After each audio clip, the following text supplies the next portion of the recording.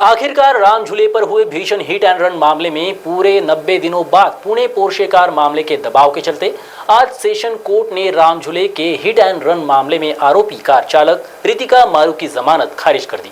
वहीं इस मामले में मृतक के परिजनों और वकील ने इस पर प्रतिक्रिया देते हुए राज्य के गृह मंत्री देवेंद्र फडणवीस को लेकर कई सवाल उठाए और निशाना भी साधा। बिल्कुल उन्होंने ऐसा कदम उठाना चाहिए था। उन्होंने हमसे भेदभाव किया है और जब प्रॉपर वो शहर के होने के बाद में हमको उन्होंने कोई कॉपरेट नहीं किया है और हम उनके साथ में अभी भी हम उनका विश्वास करते हैं, लेकिन उन्होंने हमारे को न्याय नहीं दिया है। वो भेदभाव कर रहे हैं हमारे साथ, जबकि प्रॉपर शहर नागपुर के हो, हमको इंसाफ नहीं दिया है उन्होंने। मैं बस इतना ही बोलना चाहूँगा कि 25 फरवरी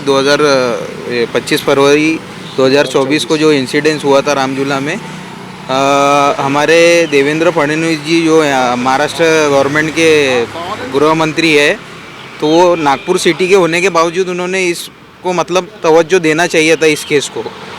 मतलब हम जो मेरे भाई की डेथ हुई है और उनके दोस्त की, तो ये चीज़ पर उन्होंने तवज्जो देना चाहिए था।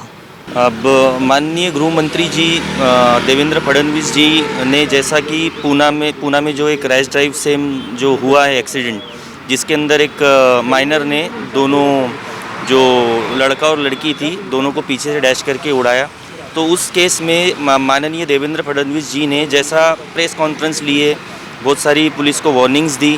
तो अब हमारा ऐसा मानना है कि अगर माननीय गृह मंत्री जी की कर्मभूमि जन्मभूमि जब नागपुर शहर है, तो उन्होंने भी हमारे लिए ऐसा कुछ करना चाहिए था।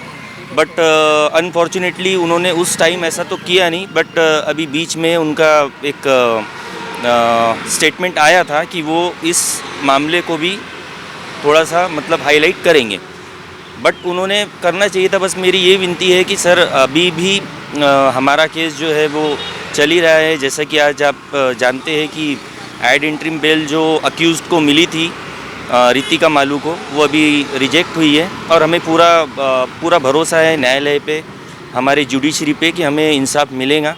और जहाँ तक मेरा ऐसा मानना है कि ज़्यादा से ज़्यादा अगर ऐसे केसेस जहाँ भी होते हैं तो सबका मतलब सबके साथ में इंसाफ होना चाहिए। ऐसा किसी भी के साथ में ये चीज़ों को लेके ऐसा भेदभाव नहीं होना चाहिए, सबके साथ में बराबरी का न्याय होना चाहिए। देखिए, शुरुआत में इस केस में पुलिस ने 304A लगाया था जो बेलेबल सेक्शन है। उसके बाद में डिसीज की फैमिली ने वरिष्ठों के पास में गए, उन्होंने कहा कि हमें थरो इन्वेस्टिगेशन चाहिए इस केस में। एक 8 दिन बाद पुलिस ने कलमवाड़ की एप्लीकेशन की 304 पार्ट 2 लगाया उन्होंने, जिसके वजह से उनका कैंसलेशन ऑफ बेल का एप्लीकेशन किया बिफोर द ऑनरेबल मजिस्ट्रेट और कलमवाड़ की एप्लीकेशन की बिफोर द ऑनरेबल मजिस्ट्रेट, जो कि ऑनरेबल मजिस्ट्रेट ने वो उनका एप्लीकेशन रिजेक्ट कर दिया स्टेट का। उसके बाद में in the meantime accused ने एंटीसिपेटरी बिल फाइल किया before the honourable sessions court, जहाँ पे उनको एड इंटरिम रिलीफ मिल चुका था। और उसी के चलते असिस्ट प्रोसिक्यूशन एंड स्टेट ने जो ऑनरेबल मैजिस्ट्रेट ने ऑर्डर रिजेक्ट किया था, उनका एप्लीकेशन रिजेक्ट किया था, उसी को चैलेंज करते हुए हमने रिवीजन फाइल किए before the honourable sessions court. And आज 24 तारीख को ऑनरेबल सेशंस कोर्ट ने एंटीसिपेटरी बिल रिजेक्ट कर दिया है रितु मालू का। देखिए, इंसाफ की बात ऐसी है, जहां दो जाने जाती है तो उसको आप किसी और चीज़ से नाप तोल नहीं सकते हैं। जान की चीज़ जान ही कर सकती है या और कोई दूसरी चीज़ नहीं कर सकती है। बट स्टिल डिसीज की फैमिली एक होप में है कि फर्दर उनको और न्याय मिले और इस तरह की घटनाएं फिर से ना हो किसी और फैमिली के परिवार के साथ में।